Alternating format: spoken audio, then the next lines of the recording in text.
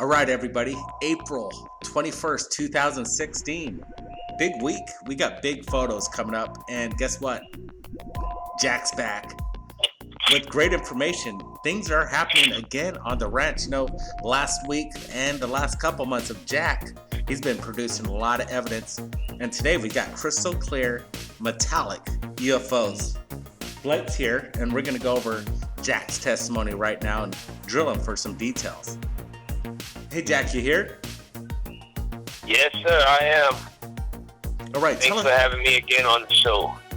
Thank you, Jack. It's been a pleasure having you, and it's been a pleasure you sharing your evidence. Tell us about what you gave us today. Well, this one, it really did throw me for a loop.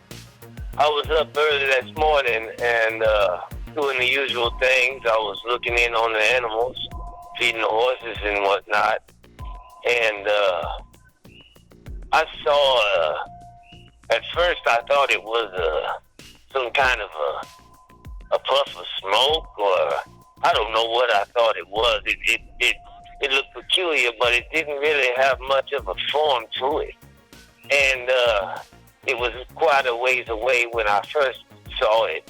And maybe about 20 seconds later, it had approached in a way where I did not notice that it was traveling, but it almost seemed to have appeared several thousand yards closer in a matter of seconds. And that is what first startled me and for surely caught my attention.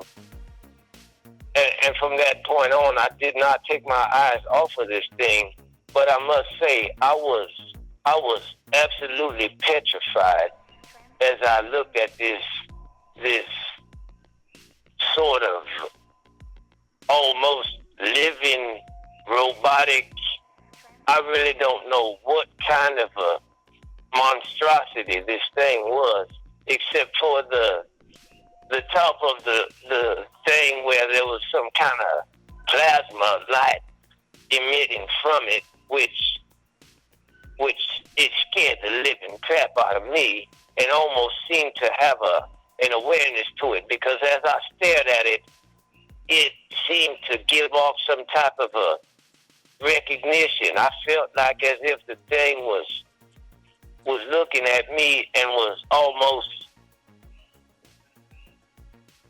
trying to intercept me in some way, trying to lock on with my mind in some sort. I felt almost paralyzed by this object, and I was absolutely terrified.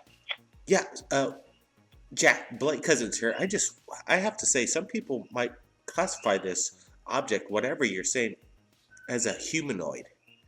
It had features that were certainly like that of a living organism, somewhat like a jellyfish, with some kind of a robotic, organic head structure on the top of it. Something so I would say, yes, it had some kind of a humanoid portion of the object, did have that resemblance, yes. So, Jack, let's get back to this figure, whatever it is. It seems wispy, as you would say. You got a close-up look at this thing. What do you think this was? You said you were terrified. What were you doing at the time? Well, I was tending to the animals, like I always do, and I was standing there gazing at the object in absolute terror. I must say, I was more petrified than I have ever been, and my dog was there with me. He was looking at it too for a couple of seconds, and he went and ran into the barn. And I stood there gazing at the object, and I could not move. I wanted to run and follow that dog into the barn. I was thinking to myself, I want to run away, and I could not move. And so it must have been for another 30 or 40 seconds that I stood there paralyzed until the object must have released a hold on me, or maybe I came back to my senses. I don't know, but I had the sudden ability to move, and I did. I ran straight for that barn, and I went into the barn, and I went behind the second horse stall, and I crouched down in absolute fear for quite some time, maybe 4 or 5 minutes. I was in there with the dog, and we was both huddling on the floor. He was in the corner shaking and not making a sound. And this dog, he barks at all kinds of things. He barks at the birds. He barks and chases the animals. And he barks when he wants to eat in the morning. And this dog was absolutely silent throughout this whole event.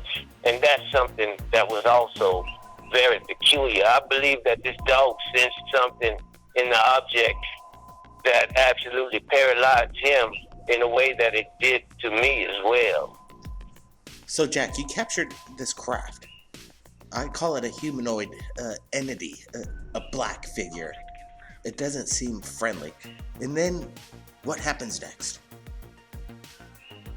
Well, after I was in the barn for a few minutes, I finally mustered up the courage to pull the camera out of my pocket, and I went to one of the windows on the side of the barn, and I slowly peered outside to see if the object was still there, and it was. And I felt as if it knew where I was, and perhaps it was there waiting for me. And I was very uneasy still. But I was really wanting to capture a picture of this thing. And so I started to try to snap shots, but the angle from where I was inside of the barn, I couldn't get a clear picture through this dusty old window. So I managed to go back out the back door, come around the corner, and quickly snap a shot, holding the camera around the corner, snapping a couple of shots. And the one shot that I did capture of the object is the one that I sent to you. I was waving the camera around because I was so shook up. I was afraid to step out behind the corner and actually see where I was pointing the camera. So I just was snapping pictures, holding the camera out there. And then after a few snapshots, I ran back into the barn, and I stayed there for another couple of minutes. Right about that time, the sun was just about all the way up at this time. When I first noticed the object, the sun was not all the way out at that time, and it was a little bit dark still. And so, but by the time I came back outside the second time, it was light outside, and I saw that thing very clearly, and it was very, very close. I would say less than 200 yards away, and it hovered there for another couple of seconds, and a very, very large metallic ship came in the direction of the object. And quite frankly, I felt, even though this second object was also very peculiar, I felt very relieved at that time, because it seemed as though as soon as the second object began to approach this monstrosity, it immediately left the area. In the same way that it had appeared, it didn't seem to move in a normal way. It seemed to almost disappear in a direction. The metallic object was only there for a couple of seconds after the other object disappeared. So did the metallic object. It flew away in a way that was more conventional, in a way that was not so startling. And so by that time, I actually was feeling much better, and I began to snap a few more pictures with my camera. I got several decent pictures of that metallic object when it was in close, right as it came in. You notice one of the shots that as it's behind the hills there, so this thing's got to be quite large. How big do you think it was? I would say it was well over 100 feet of a wingspan on that ship. And yes, it was very, very large. And but it did not stop fear in me the way that the first object did. The second object really brought calm to me. I don't know why I felt so relieved when it arrived, but it's because the other thing left as soon as the second object appeared. And so in my mind, it was as though the second object had come to my rescue, because that first object gave me the kind of fear that I have never felt. And I have never had my body be so out of my control. I could not move for a very long time, for a minute or two. Wow, so now we got two different kinds of extraterrestrial beings, interdimensional beings, visiting Jack and his ranch. And this just happens. When did this happen?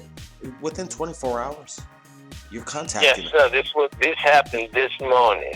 Man, and you're still composed to talk and send this and take our calls and share this to the world. Jack, well, I felt much better after seeing that second ship.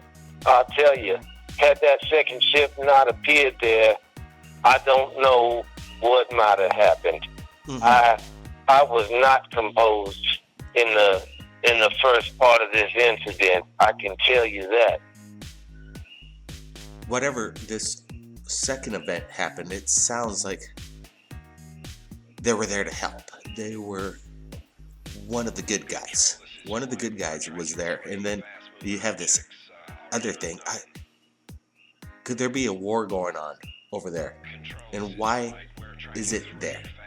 Why are you seeing these things? This is why here? We gotta find this out. Here? Why are all of these objects descending on my area around here? That I do not understand. Jack, we're gonna put the photos out. We're gonna put them out to the world right now.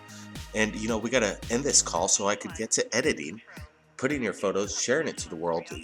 Can I give you a call back in about an hour? We'll put this up, and I'm hoping that maybe we could get some answers from the public. And I want to talk to you some more. I want to get those other photos so we can share those as well. Jack, let's set this up later. Okay, that will be fine. All right, thanks, Jack. Okay, let's get to it. Everybody, stay tuned. More photos from Jack's ranch. And share this breaking news right now. Keep your eyes on the skies, everybody. We're not alone.